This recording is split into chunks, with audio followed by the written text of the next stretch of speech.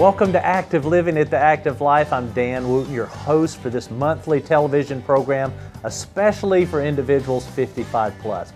On today's program, we have two guests that are representing the Alzheimer's Association talking about an upcoming walk to benefit those with Alzheimer's. And then we have a representative from the Social Security Administration. So stand by, don't go anywhere, and we've got some important information for you today.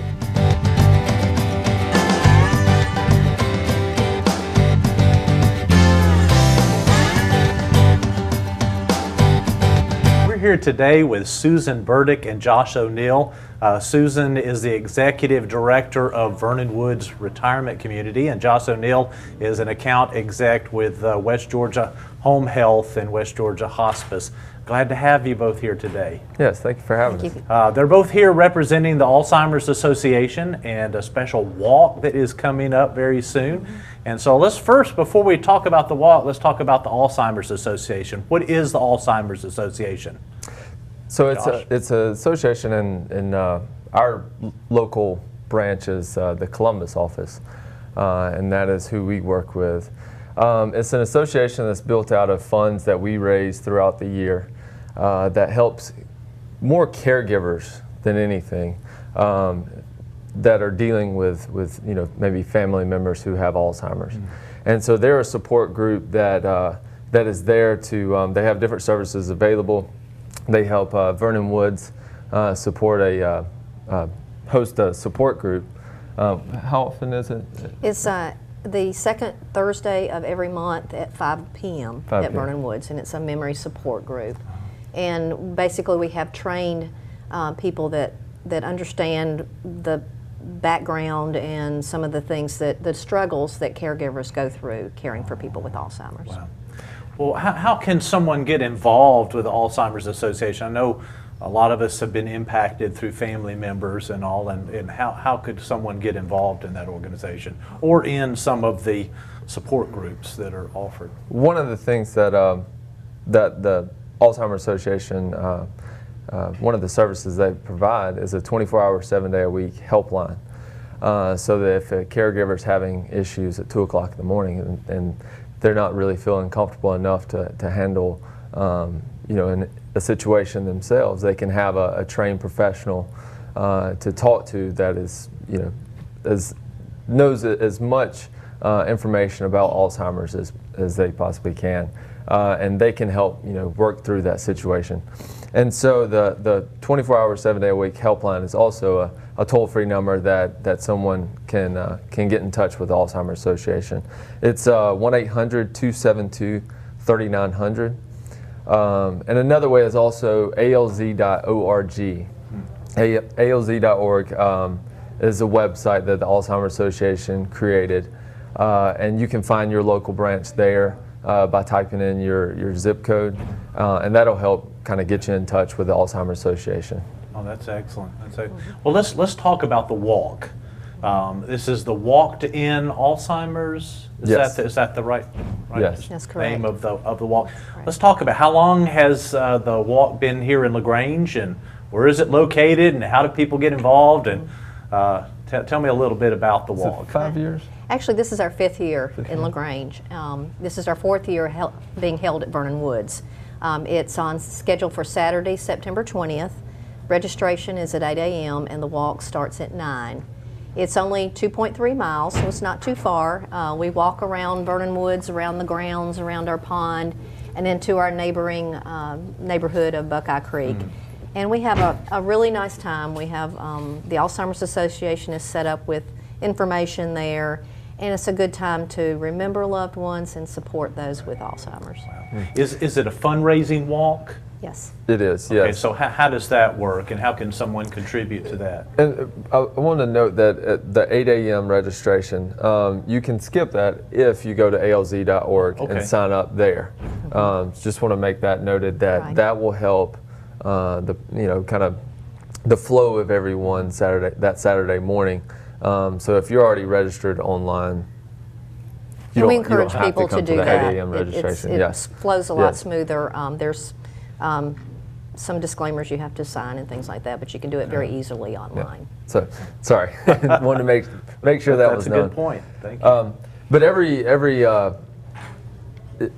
we have two different ways of raising funds, and one is through teams, and another's through sponsors. So you have corporate sponsors. Any businesses that want to sponsor our walk can.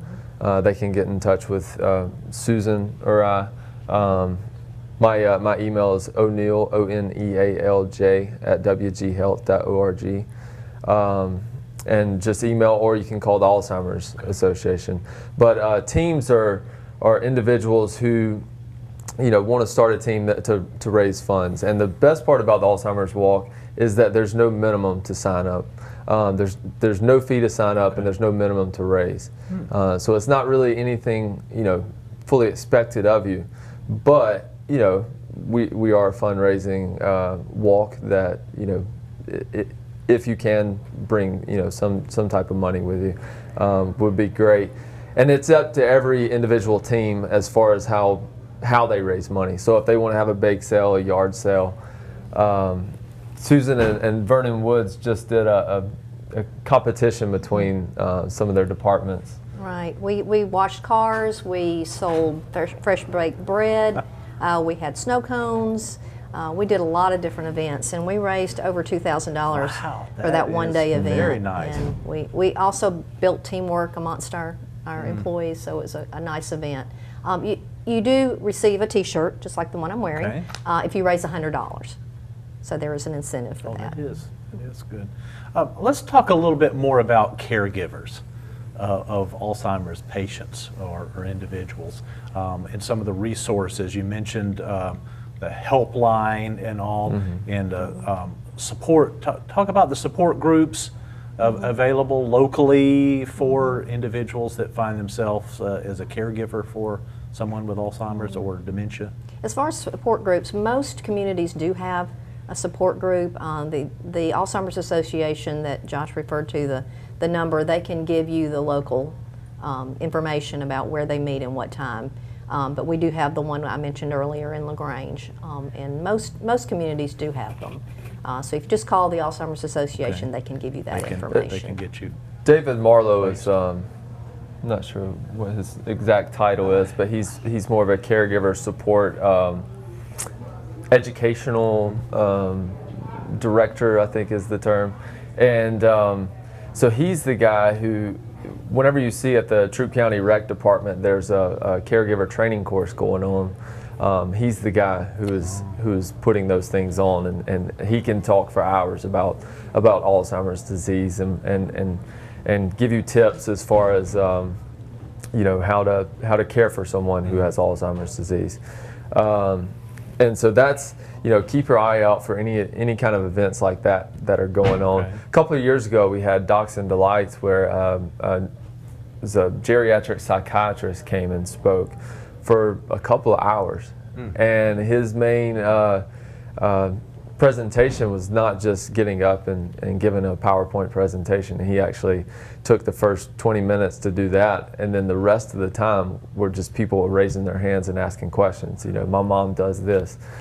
And you just see light bulbs going off, and some of the people who are sitting there, that they're not 100% certain if their loved one has Alzheimer's, because Alzheimer's is the most common form of dementia, and so that's he was kind of expelling some of those rumors about is it dementia, is it Alzheimer's, and really answering a lot of great questions there. But you mentioned before to me that you have a list of some signs that may help someone realize that they're at the beginning stages of some type of dementia, Alzheimer's. Can you share that with us? Sure. I have one of the brochures that Alzheimer's Association hands out, and it's the 10 warning signs of Alzheimer's disease. Memory changes that disrupt daily life, challenges in planning or solving problems, difficulty completing familiar tasks, confusion with time or place, trouble understanding visual images and spatial relationships, new problems with words in speaking or writing, misplacing things and losing the ability to retrace steps, decreased or poor judgment, withdrawal from work or social activities or changes in mood and personality. And it's, you know, one of these things you could look at and say, I have something like that. But, you know, one of the things that Alzheimer's Association talks about is it's a couple of these signs together. It's when you notice that a few of these are kind of running together. And you know, one of the things that I would recommend is if you have questions about something like that, definitely want to speak with your primary care physician and just let them know your concerns, whether it's, you know, the loved one or yourself. So. And the changes in mood and personality are often very difficult for family members to deal with. When their loved one may be very quiet and passive in their normal life, when they develop dementia and Alzheimer's, it changes. And it's very hard to deal with that for the caregivers. Excellent. Well, I want to thank you, Josh and Susan, for being here. Again, make one more plug for the walked-in Alzheimer's. Tell us time, place, and go ahead, Susan. September 20th. It's on a Saturday. The registration, if you haven't registered online, is at 8 a.m. We do ask that if you come a little bit early and park across the road at the Enoch Callaway Cancer Clinic parking lot, and we'll shuttle you back and forth over to your car into Vernon Woods, because there is limited parking there. But the walk starts at 9 a.m. and we're usually done in about an hour, hour and a half, and we have a closing ceremony that is very touching. Excellent. Thank you so much for being here today. Thank you.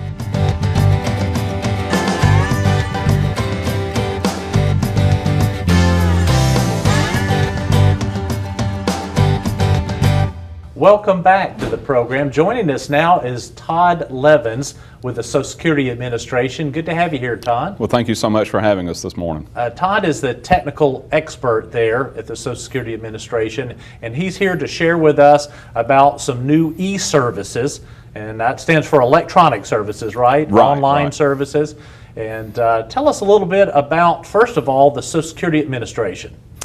Well, our office locally is in LaGrange on Lafayette Parkway in the same shopping center as Hog Heaven. Everybody knows where barbecue is in LaGrange, I'm sure. We have 15 employees here in the office, and currently in the office each year we serve about 25,000 people. Between office and telephone service during the year, about 50,000 contacts, that is, actually in the office contacts. Across the state, there's about 920 employees, and we serve 1.4 million beneficiaries, and just locally about 25,000 beneficiaries. When should someone look to the Social Security Administration for services? Well, it just depends. If you're a disabled person, anytime. If you are approaching age 62 and getting ready to think about retirement, or you're ready to retire, I should say, anytime age 62 or later. If you are a widow or widower, then you could come and talk to us as early as age 60, because that's a little different than the traditional retirement age. That's excellent. Now, let's now focus in on the EServices. Tell us a little bit about what the Social Security Administration is offering, as well as far as online services for those that they serve. Well, we currently have a new electronic services system called MySSA, and it's very personalized to the user. This is a service where you can go in, and when you go in, what I should say is it's going to ask you to identify yourself with more than just your Social Security number and name. It's going to use a third-party provider called Experian, which they do credit checks for banks, and if you've ever applied for a loan, they've probably used an Experian or TransUnion. We use Experian. And what they do is they will ask you some what we call out-of-wallet questions. Those are questions such as, you had a mortgage with whatever bank last year or 5 years ago, and the payment amount was one of these 4 amounts, choose that amount. Just things that you should only know about yourself, in addition to identifying things like mother's maiden name, that sort of thing, to try to make it very secure. That process does not affect your credit rating at all. It's not an inquiry on your credit or anything. It's just a verification service. And they do not use that information to sell you anything. Experian does not. When you get into the account, you have a whole host of things you can do. Let's say that you're already receiving Social Security benefits. You can print out a benefit verification letter that you can use to apply for a loan, or if you're using it for just different things that you apply for in the area. You may need to prove how much your Social Security benefit is, and you can print that from the comfort of your home in your pajamas without having to actually come into the office or call us, which you're perfectly welcome to do. It's just a third service option. You can also view 2 years of payment history if you're a beneficiary, so you can see what your payments were up to 2 years ago by the month. You can change your bank account, your direct deposit information, your address, telephone. In addition, if you're not receiving benefits, let's say that you're 25 and you're starting to think about, well, what am I going to do when I retire? How is this going to look? You may remember getting benefit statements in the mail a few months before your birthday came about. We have since stopped doing those for most people. Now we're only sending them out about every 3rd year to a certain group of individuals. Because it saves us a lot of money. We were spending between $12 and $20 million a year sending those out, and so we've done that as a cost-saving measure. Also, I guess, to help the environment, we're not printing those statements. But what you can do now is go online at any time, set up this account, and it will allow you to then do some what-if scenarios, and it'll tell you at 62 you can expect this, or at your full retirement age you could expect that. If you became disabled, you can get this amount of money. And it also shows you your earnings history that we have on file, which is a good thing for you to look at. Our information actually comes over from the IRS, and sometimes the information is a little off on your earnings. It's very rare, to be perfectly honest. It's very, very rare for it to be wrong. But if there is an error, it's much easier to fix it right now when it happened 3 or 4 years ago than 30 years from now when you're finally turning 62. That is nice. So really, this My SSA could benefit all age groups. Certainly could, yes. Let's talk about security.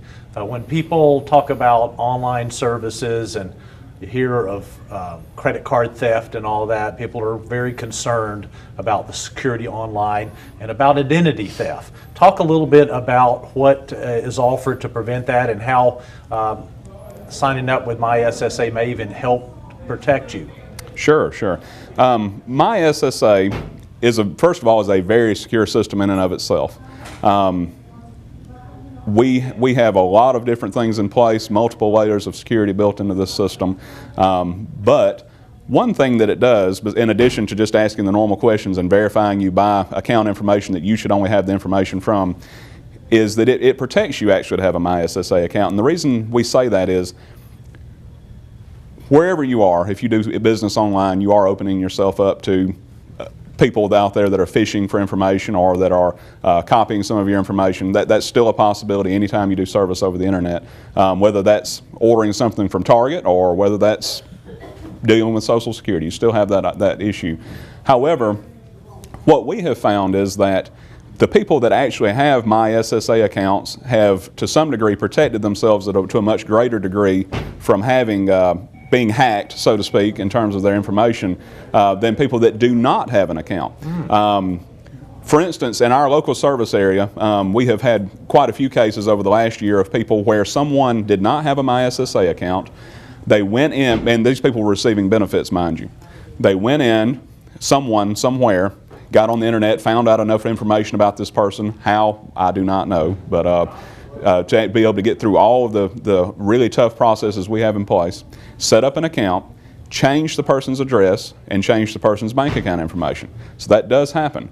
However, we have no recorded cases, not only locally, but nationally, that we've ever proven where someone actually stole the information from the internet, got in and did that.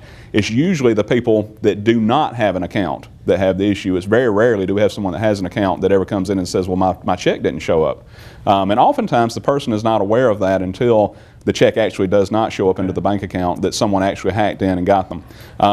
We do send a confirmation letter out to your address as soon as you set up an online account. However, if that person did that and you did not have an online account, they change your address, so you may not get the letter. The letter may go very well to somewhere else because they've changed the address as well. So it actually protects you to a great degree by actually going in, setting up a My SSA account. Okay, well let's talk about how someone can learn how to do this. Like a number of our older adults are very proficient on the computer, but some are not. And how would you how are people going to be trained to do this? what is available to them? I know we have a computer lab here. Certainly. And we have volunteers that possibly could assist. What would you suggest the best way someone that may be a little nervous or has basic computer skills, but to go about this process of setting up a MySSA account? Very good. I would first say that if you're not that familiar with it, certainly have someone else help you at home. Okay, that would be my first thing, because you're at home, you're comfortable. Again, that's part of the point of EServices, that you're at home, you're comfortable, you can do this, and go through the questions. And if you encounter any difficulty whatsoever with it, we can actually set you up an account ourselves. We cannot do that over the phone. You have to actually come into the office with your state-issued ID, driver's license or state-issued ID, and then we can set you up one in the office while you're sitting at our desk, and then hand you the information. What happens is we actually ask you a few questions, get it all identified. We do not go through the bank account information, all that sort of stuff like you have to do at home, because we have you in front of us. We can see your picture ID. So it's slightly easier in terms of that part of it. It's just that you have to come in, wait, get to someone, and then they actually set up the account. So you by being at home, you do at least cut out all the wait time and that sort of thing, and you're comfortable, of course. We then hand you a letter that has a confirmation number on it and a specific website. You go home, type that information in, and then you set up whatever password or whatever, and we can actually give you some instructions to take with you at the same time on how to do that. The instructions on our website are also available on our website when you get ready to set this up, and it'll tell you some of the information you're going to need to have to do it. Well, that's excellent. That'll be very helpful. Now, if someone was going to come to your office and go through that process you just described, about how much time would they need to block off? In other words, how much of a waiting time is typical there at the Social Security office, and then how long will it take them actually when they're setting it up with one of the workers there? Sure. Well, I will say that our waiting times vary wildly, and so some people come in, walk right in, take a number. You actually type your Social Security number into a machine out front, and then it tells us you're here. We call you up, see what you need, and then deal with it from there. You may wait 5 minutes, you may wait 45 minutes, but honestly, our average wait time over the last 6 months, I believe, is somewhere between 12 and 15 minutes to actually get to someone, and that's just an average across all days. I would say that Mondays are one of the worst days, and also the first part of the month's one of the worst times to come see us. That we just have a lot of traffic those days. So let's say that you had an average wait time of 15 minutes, 12 to 15 minutes.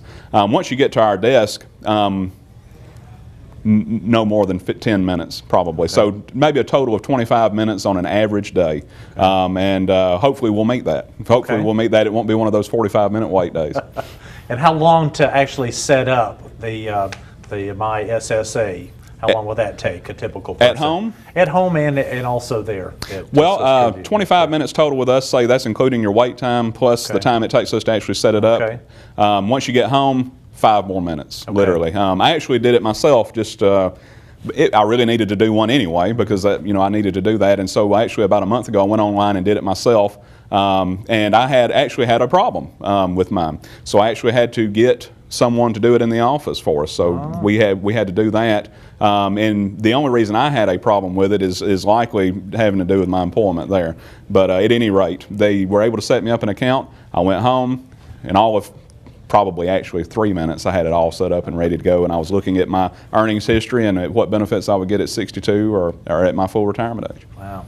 Well, we're looking forward to you coming and speaking to our center soon about the new EServices, and that will help spread the word too, and I hope a lot of people will listen to this and take heed and jump right on board. Now I want to back up a little bit and talk about Social Security payments a little bit. And I know that over the last couple of years you've shifted from no longer checks being sent out. Right. Talk about that a little bit, how people receive now their benefits. Well, now everyone that signed up after, I believe it is March of 2012, is required to have direct deposit. There are 1 or 2 very minor exceptions to that the Treasury Department actually deals with. If you feel like you made an exception to, we don't actually deal with that in the office and make that decision. You can either get a bank account with whatever bank, and I'm not aware of very many banks that actually charge if you have a direct deposit from a government source for an account, a basic checking account or a savings account perhaps. We also offer Direct Express. We are not in business with Direct Express. We just have the government as a whole, the Treasury Department got together with Direct Express to offer this a Direct Express card to people. It is a debit card that's backed by MasterCard, just like you would have from a regular bank account. You just cannot add funds to it. You can only withdraw them or use them at the grocery store, the gas station, swipe your card, put in your PIN number, that sort of thing. It's really a benefit to us too. Checks, things can happen. People might steal them from your mailbox. You know, lots of things can happen to that. And with the direct deposit, it's there the day, you know, basically at midnight, the night before your check is due, or well, I should say the morning of the day that your check is due. It is safe, secure, reliable, and it saves us all a lot of money actually, because we were spending, if I remember correctly, it was slightly over $1 per check to mail them, whereas this costs about 11 cents per individual to do it per month. So it's a much more cost-effective measure.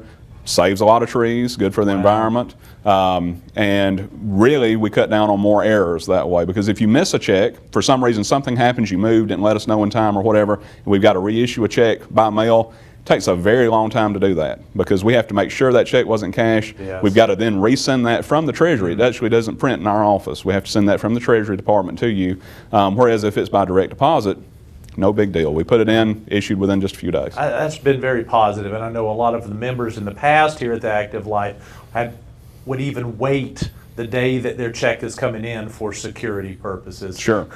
So that's understandable. Well, Todd, I'd like to thank you so much for being here today and sharing this information, and I hope people will take heed. I'm going to set up one myself. Sounds good. Good idea. And I'm looking forward to finding out the information that's available online. Very good. Thank you for having me again. I hope you enjoyed today's program. I really enjoy spending time with you each month, and I hope we bring you relevant, important information that can make a difference to your life. I want to challenge those of you listening today, be careful. There are con artists in our community that want to separate you from your hard-earned cash. So if an offer sounds too good to be true, you can count on it not being true. Have a wonderful week.